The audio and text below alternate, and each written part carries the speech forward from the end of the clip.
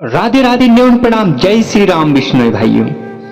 आइए आज गुरु महाराज जम्बेश्वर भगवान के बताए 120 शब्दों में से शब्द संख्या 5 की व्याख्या करते हैं और उसे समझते हैं कि गुरु महाराज जाम्बू जी ने किस तरह हमें बताया कि हाँ, इन शब्दों को अपने जीवन में धारण करना चाहिए। विष्णु शब्दवाणी की शब्द संख्या 5 में गुरु महाराज जी कहते हैं कि अय्या लो अपरंपर वाणी में जपान जाया जियो। या अय्या शब्द संबोधन में प्रयुक्त हुआ है और लो का अर्थ होता है जो ज्ञान की बातें हमें बतला रहे हैं उन्हें सम्यक प्रकार से ग्रहण करो। गुरु महाराज जी कहते हैं कि ये जो अय्या लो है ना, जो अय्या शब्द है, ये संबोधन की भाषा में प्रयुक्त होता है और लोह का अर्थ होता है ज्ञान की बातें बतलाना। और ये जो ज्ञान की बातें हैं इनको गुरु महाराज जी कहते हैं कि अपने जीवन में इस प्रकार ग्रहण करो कि जिससे तुम्हारा जीवन सुकृत हो जाए, समृद्ध हो जाए, तुम्हारा जीवन सफल हो जाए, तेरा यहाँ आना और तेरी वजूद का बनना और वजूद के बनने के प्रयास को सफल कर दें, तेरी हकीकत को जिंदा कर दें। तब गुरु महाराज जी कहते हैं कि अय्या लो अपरंपर वाणी में जपान जाया जियो। जब एक व्यक्ति को 2-3 बार ज्ञान की बातें बतलाने पर विशेष असर नहीं होता तो उसके लिए विभिन्न प्रकार के संबोधन का प्रयोग करना पड़ता है। राजा उद्धरण के सामने भी दूसरा, तीसरा, चौथा शब्द सुना चुके हैं, 5वां शब्द भी सुनाने जा रहे हैं गुरु महाराज जी। क्योंकि एक व्यक्ति जब एक बात को नादानगी में ले लेता है तो समझ लो उसका जीना, उसका आना, उसका यहाँ पे जीवन यापन करना मेरे दोस्त व्यर्थ माना जा सकता है। उदाहरण का उदाहरण देते हैं गुरु महाराज जी, कहते हैं कि पहला, दूसरा और तीसरा, चौथा, यहां तक कि 5वां शब्द भी सुनाने जा रहे हैं, तब भी उसकी जिंदगी के प्रश्न और ऊंचाइयां छू रहे हैं और उबाल मार रहे हैं। जब गुरु महाराज जाम्बू जी उद्धरण के सवालों के जवाब देते हैं, फिर उसके सवाल उभरते हैं, तब गुरु महाराज जी कहते हैं कि फिर भी अभी तक उसके मानसिक विचार जो साधारण कोटि के हैं, अभी भी सवाल खड़े हो रहे हैं कि आप जब किस देवता के करते हैं, आप किस देवता को सर्वोपरि मानते हैं। ये उस उद्धरण के सवाल थे।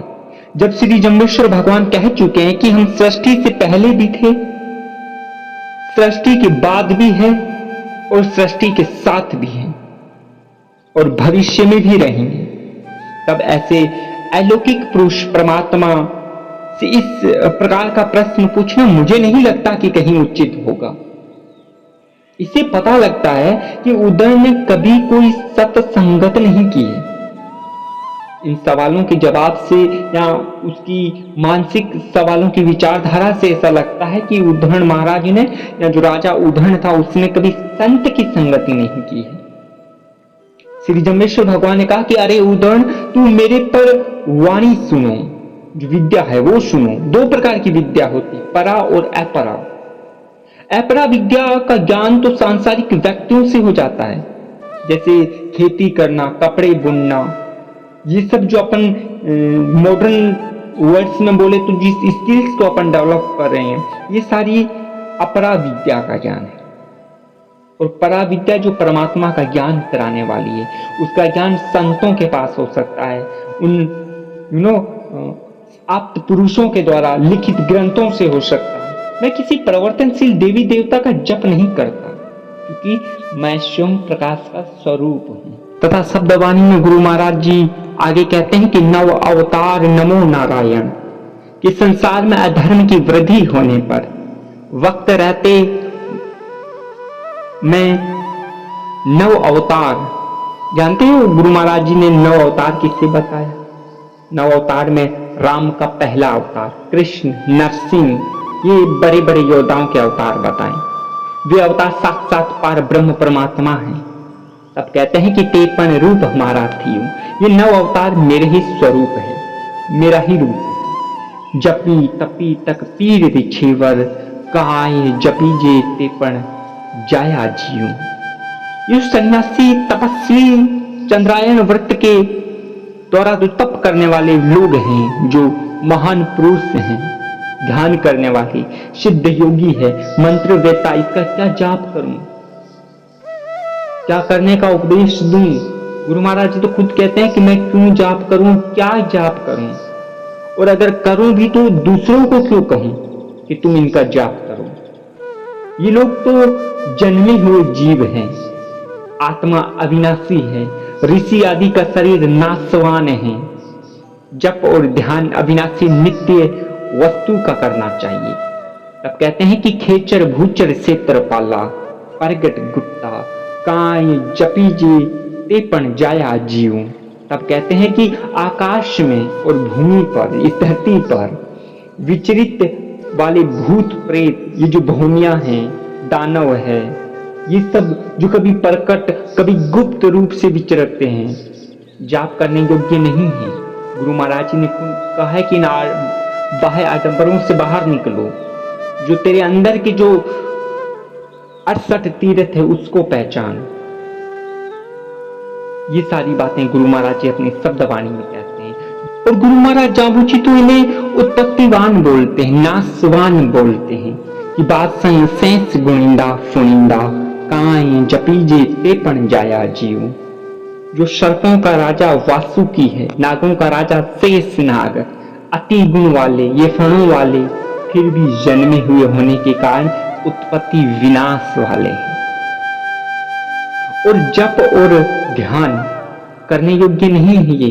64 जोगन 52 भीरू काय जपीजे ते पण जाया जीव। 64 जोगनी 52 भीरू, ये भेरू नाथ, ये उत्पत्ति विनाश वाले तमोगुण प्रधान होने के कारण जप और ध्यान करने योग्य नहीं है। गुरु महाराज जी संबोधित करते हुए कहते हैं कि बिश्नोई कौम के लोगों, याद रखो ये शब्द मैंने दी है आपको जीवन संवारने के लिए। इन सब जो बाह्य आडंबरों को करना बंद करो, इनका जाप बंद करो, तुम खुद को पहचानो, अपने अंदर के 68 तीर्थों को पहचानो। तब गुरु महाराज जी कहते हैं कि जपा तो एक निरालम शंभु जी की मायन पीऊं।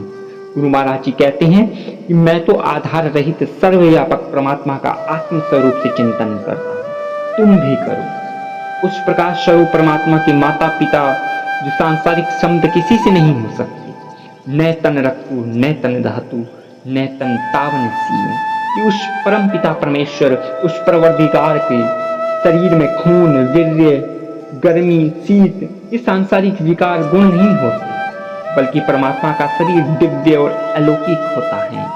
तब शब्दवाणी की अगली पंक्ति में गुरु महाराज जी कहते हैं कि सर्व सिरजत मर्त विपर्जत तासन मूलज लेना कियो। जो संसार सब जीवों का मूल कारण है, जन्म मरण से रहित है, यानी नित्य एक रस रहते हैं। परमात्मा हमारे आत्म स्वरूप से मूल ही है, जैसे कि वेदों में कहा है अहम ब्रह्मास्मि तत्वमसि अयमात्मा ब्रह्म प्रज्ञानमानंदम ब्रह्म।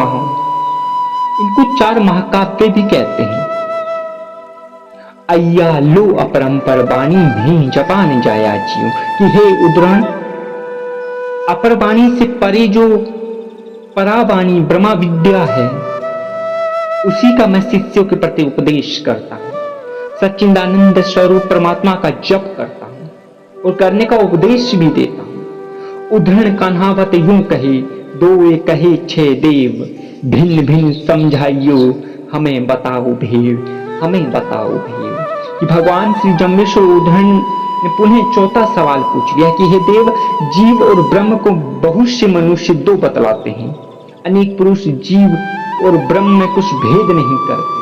ये संपूर्ण संसार ब्रह्मा का ही स्वरूप है, ऐसा लोग कहते हैं।